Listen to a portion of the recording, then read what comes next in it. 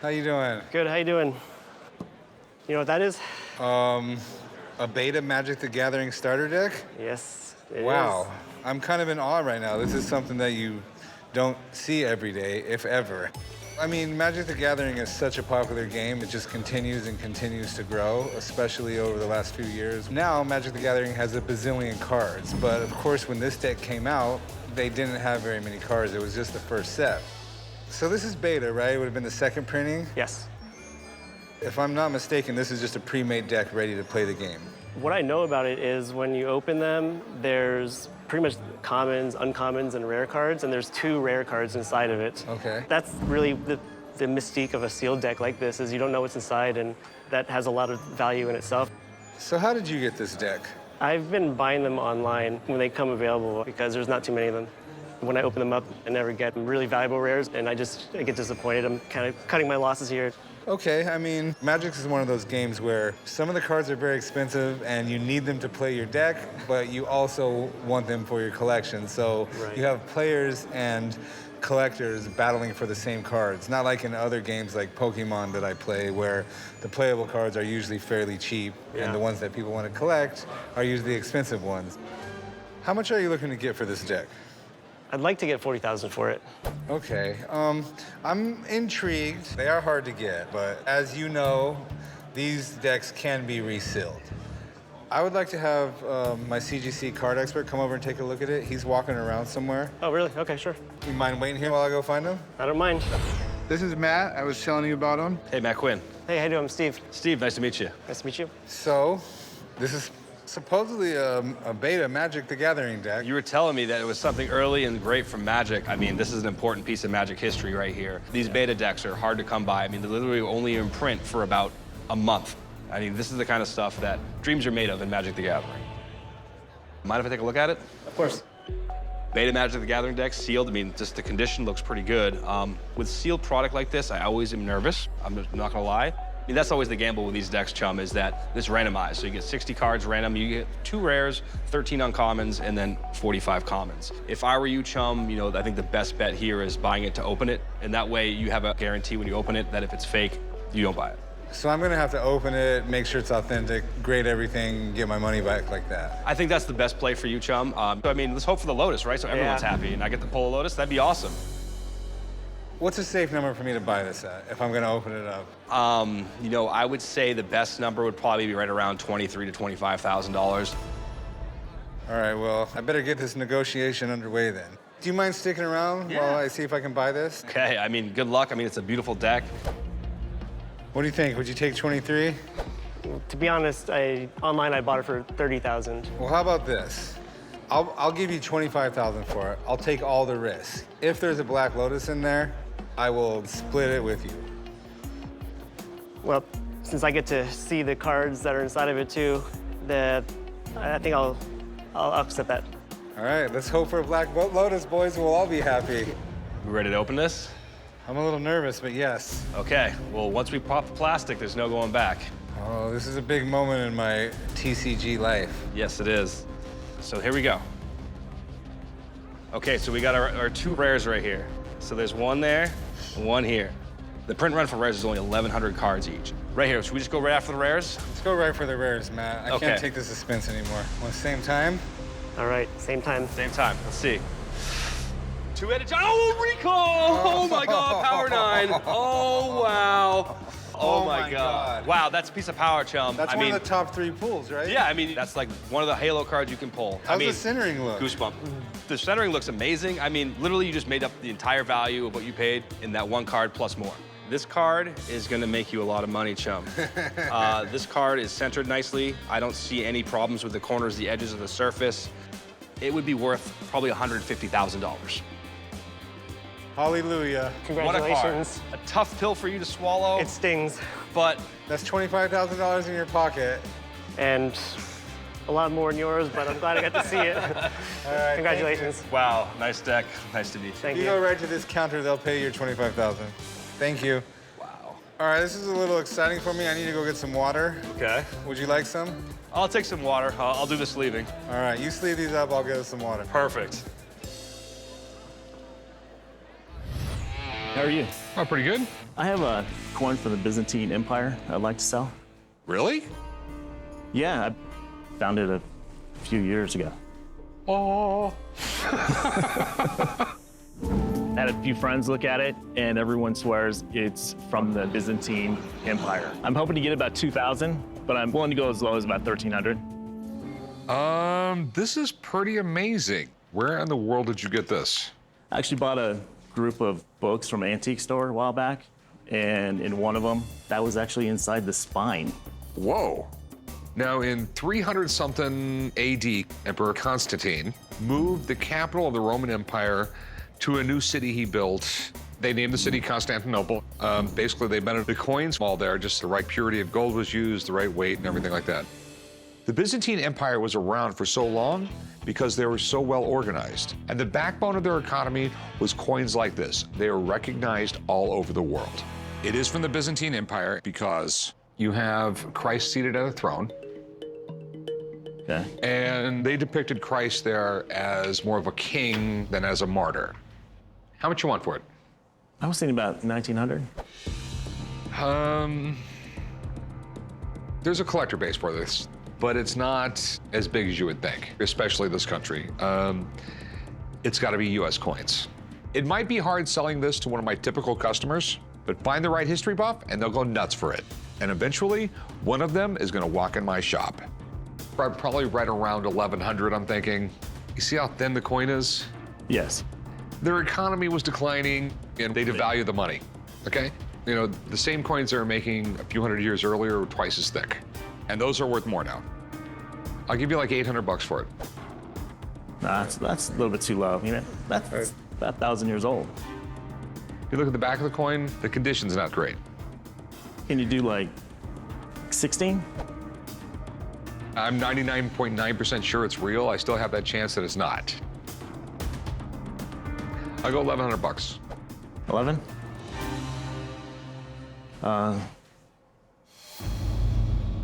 Yeah, I guess we can do 11. Okay, 1,100 bucks. All right, I'll meet you right over there. Yeah. Normally, I'd call my coin guy on something like this, but my gut told me just pull the trigger and buy it. Of course, I still need to call him because this thing needs a grade and a price. I have to sell the damn thing, hopefully at a ridiculous profit. Hey, man. How you been? Good. I'm feeling pretty good about this buy. And I wouldn't be surprised if Dave tells me I'm gonna at least double my money. Here's the coin. Ah, it's fantastic. I specialize in ancient coins. That includes everything prior to about 500 AD and including the Byzantine Empire up to 1453. This is a coin of the Byzantine Emperor Constantine IX. He's on the reverse and Jesus Christ is on the obverse, the front. And with this interesting cup shape that it has was introduced under Constantine IX. I have a comparison coin here for you. And this one was issued by one of his predecessors. And this coin is as flat as a pancake. And this one is like a shot glass. Okay, that is definitely cool. In Byzantine times, gold coins were very much out of the reach of the average person. However, merchants had very large transactions and they would sometimes use thousands of these at a time. What year do you think this is? Well, this coin is not dated any more specifically than the reign of Constantine IX. So sometime between 1042 and 1055 AD. All right, I wasn't too far off. When they have Christ seated in a throne like that, I know that's from like the Byzantine Empire. Absolutely. So is it the real deal or? Looks good. Big question, what's it worth? Well, let's say for sure it's 1,000 years old, very close to it. It's gold, but these are not always worth what people might think they are. Okay. I see these going typically in the marketplace today for between $700 and $1,000 in this condition. That's it? Yeah. I was just thinking it would be more. I mean, it's a gold coin that's almost 1,000 years old. It should be worth thousands. And I think you just ran into a market that at present is terribly undervalued. Yeah, because I paid 1,100 bucks for it. All right, not the news I was exactly looking for. Lesson learned, I'll call you next time. Yeah, call me first. All right, thanks, man. Thank you. Have a good one. I always say that a little bit of knowledge is a dangerous thing. And I didn't know nearly as much about Byzantine coins as I thought I did. I might have to sit on this one for a while and wait for prices to go up. Hey, how's it going? What we got here? I have a book signed by Shoeless Joe Jackson. Oh, it's actually signed by him. Right. This is absolutely incredible. When you talked about old baseball players, you would have talked about Lou Gehrig, Joe Jackson, and Babe Ruth. Do you know how rare it is to find his signature? No, not at all. It's the rarest sports signature, period. Wow. I came to the pawn shop today to sell my book signed by Shoeless Joe Jackson. I found the book in a foreclosed home in a stack of other books. What I know about Shoeless Joe Jackson is that he fixed a World Series and he played a baseball game without shoes. Say it ain't so, Joe. It seems to be a collaboration of some sports stories. The first one is about Shoeless Joe, but it seems to be about the darker side of sports. Yeah, the story is that him and 7 other guys on the 1919 Chicago White Sox took money to fix the World Series. They were all acquitted in a court of law. Okay, they were not found guilty in a court of law, but the whole incident more or less destroyed his baseball career, his reputation for the rest of his life. Right. Shoeless Joe Jackson was a baseball legend. He was such a good hitter, Babe Ruth actually copied his style. If it wasn't for the scandal, there is no doubt that he would make it to the Hall of Fame. So you got the signature certified. Right. When I found the book, I saw what appeared to be 2 signatures. The first one isn't very legible, and then the second one is clearly different than the first one, so. Well, he was illiterate. He could not read, and his wife signed everything for him. All the signed copies of this book, most of them, everyone you see will have this in it. Shoeless Joe Jackson, signed by his wife. He was embarrassed how bad his handwriting was on the only thing he could write, so that's why you never saw it. Okay. So this could really be an amazing signature. You will not find a rare autograph. Normally, I wouldn't go near a book like this unless I had my own experts take a look at it. But Joe Jackson's signature is so rare and so expensive, I just have to take the gamble before this guy walks out the door with it. So we have a certificate of authenticity, we have the book. So how much did you want to get out of it? Well, I did a quick search on his signature and found that there's not many of them. I'd like to get like $30,000 for the book. Not gonna happen. Okay. What is gonna happen? I'm thinking closer to 10 grand. Of all the sports signatures in the world, this is the one most faked. Okay, and I have no idea who this person is who authenticated it. Right. So, I'll take a shot at 10 grand. It's just not a signature. It's on a book about the dark side of sports. I mean, that has to bring something to the table. I'll give you 11. You're not moving much. There's not a lot to move. I mean, it's a big risk nowadays with stuff like this. How about 16,000? I'll make it short and sweet. I'll go $13,000. I won't go a penny more. I mean, ask for $1 more, you can just pick the book up and leave. But I'll go 13,000. If you do that, I'll do it. So.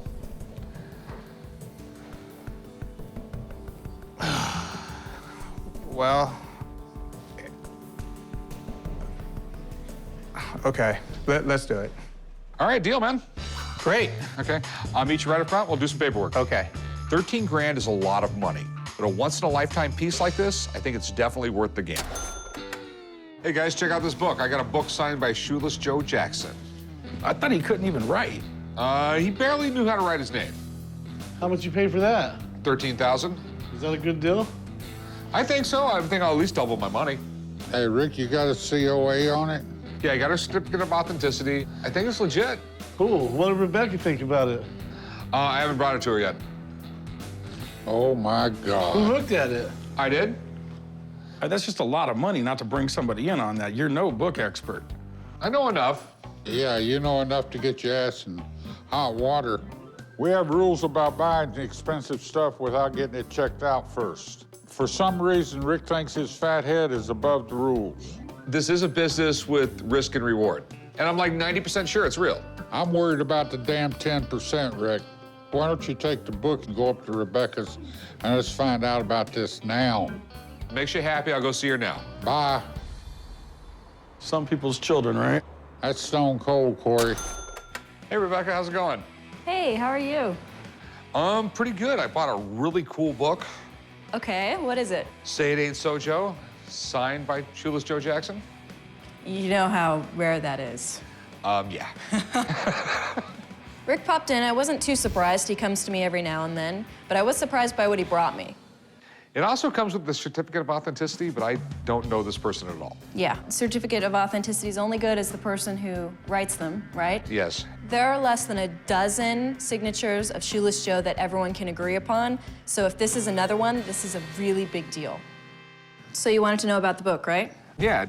So it's an anthology, and it covers different essays about the darker side of sports. There are essays in here from people like Ernest Hemingway, P.G. Wodehouse, so some great names. Okay. But they're all reprints, too. So the Hemingway originally appeared in his Death in the Afternoon, and so it's a reprint from that. So as far as the book goes, you're not looking at a whole lot of value in the book, even as a first edition. All right. It's worth only about 50 bucks. But the signature, that changes things. This signature is real. This is by far one of the craziest things you brought to me. All right, well, I paid $13,000 for it. Oh, well, you either got a steal or you got screwed. You're looking at up to $100,000. Oh, okay. So what I have here is one of the only Joe Jackson signatures that all the authenticators can agree upon. So you can see how shaky it is. With someone who's not practiced at writing, they're not going to have the same muscles to be precise in their hand. So look at the J here. You see how it's got a curl, and you see how it's kind of moving a little bit. This one almost looks a little smoother on top, especially. Look at the A. This A here he was struggling with. This one looks like a pretty normal A that someone would just do. And then the K here goes straight into an O, whereas this, the K, he tries to do the loop, right? So there are some differences here. Would his signature be inconsistent since he wasn't practiced? Possibly, and that's one of the reasons why all authenticators don't agree on every Joe Jackson signature. But the key with this one is that it's just too neat in its attempt to look messy. I'm not convinced that it's real. But it is so rare and so controversial because there are some signatures that all authenticators don't agree on. If you can get the consensus of the community, then you would still be good to go. All right, thanks. You're welcome. All right. Talk to you Sorry, later. Rick. In my opinion, the signature is not real. I felt terrible telling Rick that he had made possibly a $13,000 mistake. That's not news you want to give to anyone. What's the verdict, Rick? Says it could be worth up to $100,000. Good, All give right. me. That's awesome. But Uh-oh, I don't like a bot. she's not fully convinced it's real. Oh, my God. Wait, she's not fully convinced, or it's not real? In her opinion, she doesn't think so. So it's not real. Well, no, I'm gonna send it off some more people. I'm gonna try and get a consensus on this You thing. realize that could be like one of the biggest hits we've ever had around here. I don't know how many times my dad has lectured us about getting stuff checked out before we buy it. His ego finally got the best of him, and it cost him 13 grand. If you're not sure about an item, just ask me, Rick. Come to me. I could call someone for you or something. I'm gonna send it off to some other people, get a consensus, what people think. All right? All right. No risk, no reward. I need to start taking more risk around here. No, you will not take risk. You're not allowed to. All right, guys, we have history in the making right here. What in the hell you got, son? My Shoeless Joe Jackson book. Earlier, Rebecca, my book expert, said that the signature on this Joe Jackson book that I bought for $13,000 may not be real. So I sent it off to an authenticator who specializes in sports, and I just got the results back. Let me see. Several factors became apparent during our thorough examination that prevented us from certifying the autographs, which means it's fake. It was drawn slowly, excessive pen pressure. The entire small case E in Joe's first name has been erased and signed over the original. Great job, son. Pretty much it's a bunch of stuff saying it's fake. Just shut up. So I have a customer in the store with a painting that he says is painted by René Magritte. This thing actually might be real. So I've called in my art guy. I'm gonna have him take a look. And I got my fingers crossed. Chad, how's it going? Good to see you, sir. Here we go. Wow, René Magritte. It's an amazing painting. First off, René Magritte was one of the founders of the Surrealist movement, like Dali. Very dreamlike, very weird. He's from Belgium. From there, he went to Paris. You know, it's the 20s in the Paris. This is the place to be. He hooks up with Picasso. At that point, he's not doing very well at all. He starts doing a lot of knockoffs. He knocks off Forgeries. That's the nice word. All right, forgeries. He knocks off mainly Picasso. So there's a lot of people in the world with a Picasso that's fake, but it's a real Magritte. Okay. Which is ironic because really they're very similar. The price structure now is very, very close. So how do you feel about it? It looks very good. This is a very early painting. You can tell just by the smoke damage that's on it. Very typical of that time, everybody smoked. This hung for a very long time somewhere. The painting style is very, very him. The signature is perfect, but it's always a risk. Forgers aren't stupid. So what do you think? The bad news is my opinion means nothing. The only opinion that matters is the René Magritte Committee in Belgium. You have to take it unframed to Belgium, but you have to get the authentication. So what's it worth? So this painting has two states of being. One state of being, it's worth nothing. The other state of being, this is a $700,000-800,000 painting. But the market is moving very, very quickly. A piece that was worth $800,000 20 years ago is worth $3.8 million now. Cool. Thanks, man. Hey, thanks a lot. It's beautiful. It's beautiful. Thanks. Okay, so we have a little bit of conundrum here. Yeah. All right, there's a few different things I could do for you. I'll give you 10 grand and I'll take all the risks. Or I will spend all my money, I'll take it to Belgium, I'll do everything for it. If it turns out it's real, I'll give you 400 grand. That's a really tough choice. I'm straight up gambling here, and if it's fake, I lose all the money. I think I'll do the 10 grand. We got a deal. Thanks. I'll meet you right over there. We'll do some paperwork. All right, thank you. Appreciate it. I hope I didn't screw up. I ended up buying a René Magritte.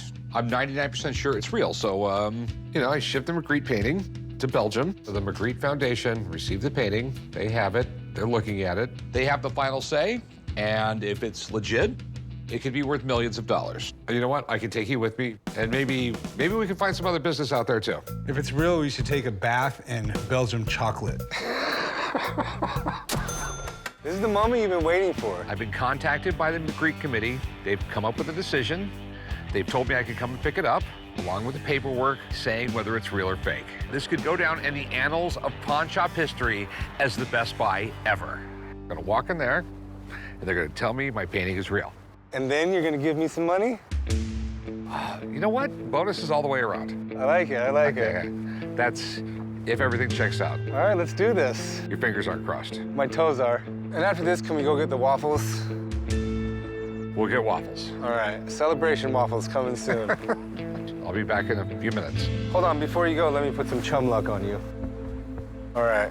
I don't know if that's a good thing or bad. It's a good thing. All right, I'll let you know. Oh my God, that took forever. Is it real? I don't know. What do you mean you don't know? There was like a clerk in there, and I showed him my ID. They handed me this. They handed me a letter. I'm gonna go sit down in the park and read this letter. Carry this. The business I'm in, you hear about somebody finding something amazing in their attic, going to a flea market and buying something that turns out to be a fortune. All right, Rick, you ready to see what $10 million looks like one more time? All right. And I work in a business where that can definitely happen. Dear Richard Harrison, the committee met yesterday and is of the opinion that the work presented is not a work by René Magritte. Thank you.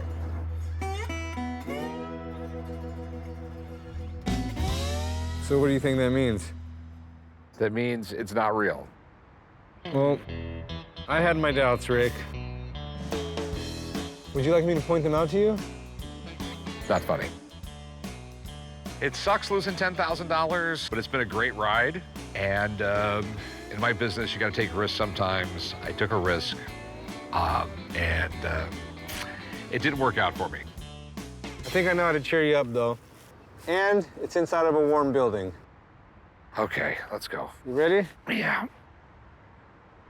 It's been a pretty fun trip out here in Belgium. We've done a lot of stuff together. I'll give you $100 for it. No.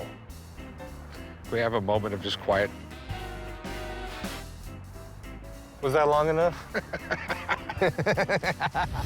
All right, so this is it, huh? This is it, 1964 Austin Healy. Damn, the thing looks like a Hot Wheels. There's no way I could get in this thing with the top on. My head would pop through the roof. Came down to the pawn shop today to sell my 64 Austin Healy-Sprite. It's in very good condition. Maybe just needs a little tune-up, and I just no longer have any use for it. I'm more into the muscle car age. So where'd you get this thing? Well, I had a friend of mine that gave it to me about 10 years ago before he passed away, but I don't fit in this car at all. It's a little small. You think just a little? So it's an Austin Healy what? 64 Sprite, 4-cylinder, 2 SU carbs. Austin Healys are British sports cars that were produced from the 1950s to the 1970s. Some of them are really fast, and some of them actually used to hold land speed records. But more importantly, there's a massive collector's market in the United States for them. There's fan clubs all over the place, and that makes them easy to sell. How does it run? It runs. It seems to need a tune-up. These carburetors are a little tricky. You need to adjust them once in a while. Mind if I start it up? Yeah, go ahead. The windshield's sort of useless. All right, here we go.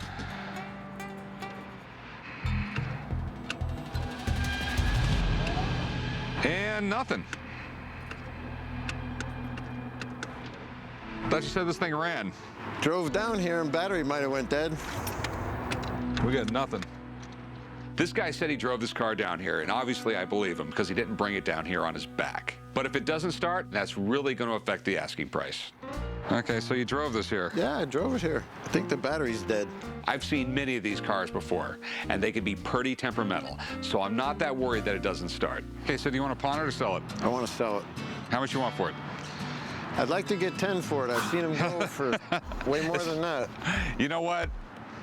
I mean, they might have a few years ago. I just don't see them bringing that money anymore. You know what, man? I give you $4 grand for the thing. I was really hoping to get 10. How about like 9? I mean, $4 grand is really it. Max I can get is maybe 8, 9 grand out of it. Can you go 75? You know, man, I mean, $5 grand is my max, period. You're saying it needs a tune-up, and that's probably all it needs, but... I was really hoping to get more. I mean, if you want $5 grand cash, I'll give you $5 grand cash, but that's all I'm gonna do. Cash money, we can talk. All right, $5 grand. Okay. All right, let's go do some paperwork, man. Spending $5 grand isn't ideal, but I know I can come out way ahead if it's a simple fix. So I'm gonna bring it to my buddy Wally over at Rusty Nuts Rods and Customs And see what he can do with it. Hey, Wally. Hey, Rick, how are you? I'm pretty good. All right. So what's the verdict? Unfortunately, I've got some bad news for you, Rick. What's wrong with it? It has spun main bearings, it's rattling. You see that right there? That's a crankshaft. The journals on it are the round sections. Those are completely galded and scored. As soon as he said crankshaft, I got a bad feeling because I know how big of a deal it is to replace the crankshaft. Crankshaft's the heart of the engine on this car. Figured, just tune it up and then, you know, spend $300, $400 and sell it for $8 grand. It's not just a tune-up at this point. You're looking at about $6,000 to fix that. When this thing didn't start, I should have told him to call a tow truck. Instead, I gave him $5 grand. This could be one of the biggest mistakes I've ever made. We have to rebuild what's here. There's no new engines available. There's nothing we can do. The engine's done. Between me and you, I think you ought to just sell it, wipe your hands clean, and walk away. Okay. All right, well, thanks, Wally. All right. And if you don't mind, just tow it back to the shop. Yeah, we'll get that done. Sometimes it's best just to walk away from a bad deal before it gets worse. But a $5,000 mistake isn't something that washes down well with me, and I'm dreading telling the old man. What do you mean you got bad news? It needs a new engine, and we're screwed. What do you mean? I bought it for $5 grand. I thought it was going to cost like $300 to tune it up and sell it. Wally says it's going to need like $6 grand to fix it. If it's in good shape, I can get $8 grand out of it. That don't work. I know, so I'm not getting it fixed. I'm just gonna try and sell it like it is, maybe break even, maybe lose a little bit of money. Well, I'm not going to sugarcoat it. I am pissed. When Rick shoots from the hip, sometimes he hits a bullseye. Sometimes he misses the damn target. And that costs us money, and I hate losing money. We all make mistakes. But this mistake shouldn't have happened. I'm 45 years old. I don't give a damn how old you are. If I take and make a mistake here, you're all over my ass. I just find this hilarious that you're sitting there, I'm 45 years old, I don't have to explain myself to anybody. You cost the store money, man, accept it. I haven't cost the company any money yet. Besides, it's my money. It's our money. Why is it when I spend money, it's our money, but when you do something around here, it's your money? That's the way the cookie crumbles. This right here proves that my dad, as much as he wants to believe he's perfect, ain't perfect. He screwed up on this car. Let's move on to the next one and let it go. You screwed up. End of story. I ain't saying another word. Yeah, okay. What do you got? I got something that a car guy just can't live without, and it's a Sun tune-up tester. It doesn't fit through the front door, or? Well, it would be quite a challenge to get it through that front door. Now, why don't you bring it to the back? I got a storage place back there. Okay, great. Come on, Dad. I'm not sure what this guy has, but I am a car guy, so we might as well look at it. Haven't these things been replaced by a laptop? No, I think they've been replaced by a smartphone. I came to the pawn shop today to try and sell my Sun tune-up tester. I need to sell it because I just don't have the room for it. I'd like to get $600 for it, but I might consider a little less. Where'd you get this thing? Back in the day, I was a tune-up mechanic and used one of these, and about 10 years ago, I tried to find one, and I found a community college that had 10 of them in a lot. So you wanted one of these pretty bad. Why? Every once in a while, you run into a problem, you just can't figure it out. So you can either replace all the whole ignition system, or you can take a scope like this and put it on there, and you can fix exactly what the problem is. I mean, back in the day, this was a really big deal. You really needed one of these to work on a car. Machines like this were a great innovation. It saved mechanics a lot of time trying to figure out what was wrong with the car. Pretty futuristic stuff for the time. So how's this thing work? It's pretty simple. This measures volts and ohms, okay? This measured how much vacuum you're getting off it, and tachometer. And is that an actual oscilloscope? It basically is an oscilloscope, yes. It's a lot different nowadays. I mean, literally, you can just plug into the car and it'll tell you the coil pack is bad on cylinder number 7. But back in the day, you needed all this stuff. There wasn't as easy to test a motor.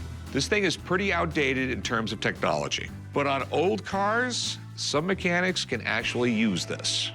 Should we just hook it up to the car to see what it does? Do you mind? No, I'd be glad to. So this arm swings out.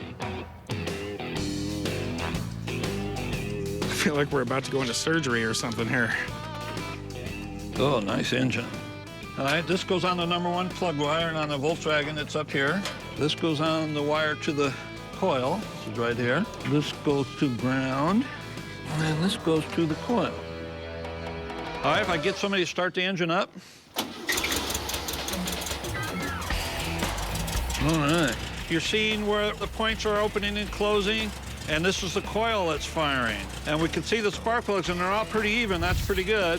Now, if we want to see, if we suspect one cylinder's bad, we could turn one cylinder off. You're pressing these buttons. Are you actually killing cylinders in the car? Correct. And you can turn the car off from this? Sure. I'm impressed. It's definitely cool that this thing still works, but it's still a tough sell. I gotta find a guy who still uses equipment like this. So how much do you want for it? I'm thinking 600 is the bargain of the century for you. I'll give you 200 bucks for it. It's so outdated. There's so few people in the world. Why would you even pay 200 for it? Because there's those old guys out there like Danny who refuse to learn the new stuff that might still be interested in it. You have it in your shop, and people come by and think you're the coolest mechanic in the whole world. Well, how about 400? I mean, I just don't know if it'll sell, and it takes up so much space. How about 300? I mean, I gave you a free diagnosis on your engine, and... 275. Well, as long as you promise not to tease me when I cry when I have to leave this here, it's a deal. No problem. Thank you. You're insane. What do I even call this thing? It's a Sun tune-up tester. It's right there on the front of it. All right, man, follow me.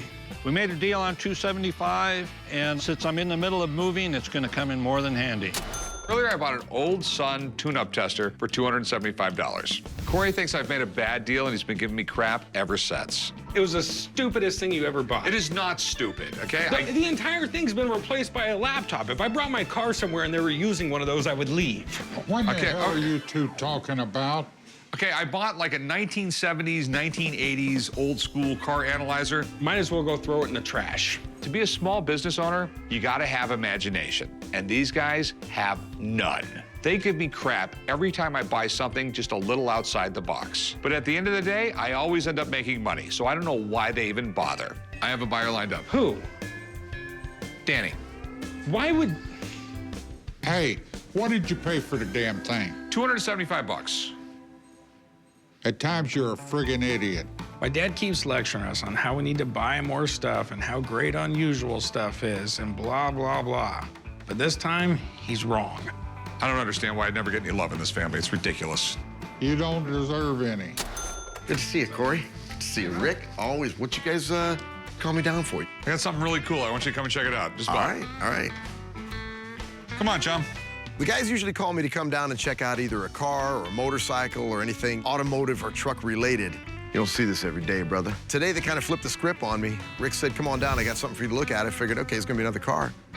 No, piece of equipment this time. This is cool, man. It looks like something out of a laboratory. It talks to old cars. I like that. You can check your compression on each cylinder with this as well. It helps you tune your carburetor. All right, $1 million question. You want to buy it? Hey, I was easing him into that, all right? Okay, so that's why you call me. Does it all work? It's cheap enough, and it does work. What's your definition of cheap enough? $500. This thing literally had to cost like $6,000 or $7,000 when it was new. Well, yeah, but, you know, so did a Yugo. What will you give me for it? How about $100? I'll be honest with you, Danny. I paid $275 for it. Give me a profit. You may have overpaid for this. By about how much? By about $175. $280. I'm only making $5, and I buy drinks tonight. How about this, man? How about $100 cash right now, and I'll buy the drinks tonight? Just admit it. You paid way too much for this thing. I'm never going to admit anything. I'll see you tonight. Thank you, brother. I'll see you tonight, man. We'll have a good time. Okay, sometimes you gamble and lose, but I doubt if I'll ever hear the end of this. I guess I just got to wait a day or two till my son screws something up, and everyone will forget about it anyway.